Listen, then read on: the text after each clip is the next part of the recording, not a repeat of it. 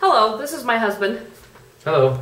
Rob, and we were just out at dinner, and on the way home we were discussing the propensity, I guess you would say, for people to say, in regards to food, especially is what we're talking about right now, people do it with pretty much everything. I deserve that. I deserve to eat that. I deserve to drink that. I've had a bad day. I'm upset. I'm happy. Just whatever the reason is, we all have the tendency to say, I should be allowed to eat this, even if it is bad for me.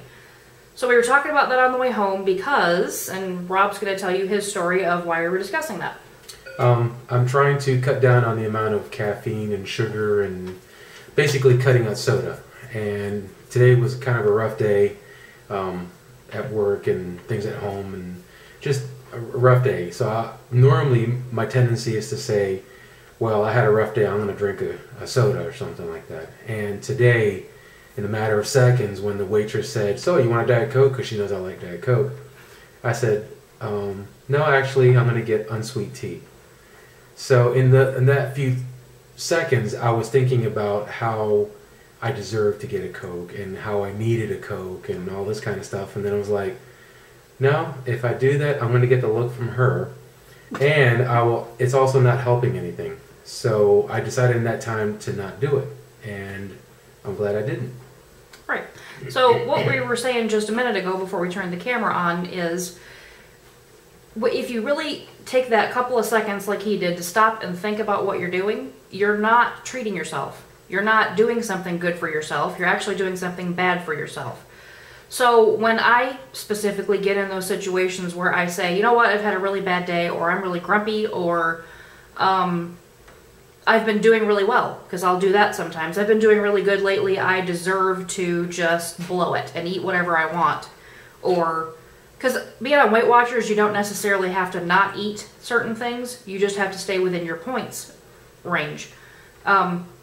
And count them. So what I will do sometimes is say, well, I'm just not going to count that. I just won't worry about it.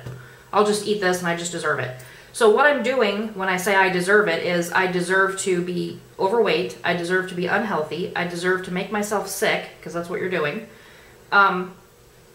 If you have diabetes and you're doing that, you're deserving to kill yourself. Basically, that's what we're doing, is killing ourselves. So he's decided he doesn't want to drink soda anymore for whatever his reasons are. Clearly, it's not good for you, even if it's diet. You're having all that fake sugar, sweetener. You're drinking carbonated water, which is bad for your bones and your everything else that you can think of. And it's just not good for you. So he's decided he's not going to drink it anymore.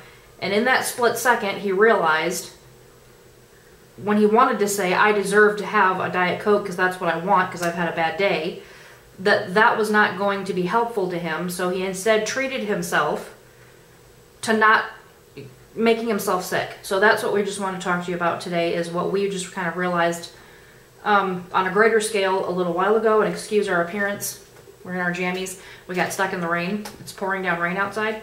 But we wanted to bring that to you really quick, and hopefully that will help some of you to realize that you can stop in a split second and say, I'm not going to do that, because it's not helping me any, it's hurting me.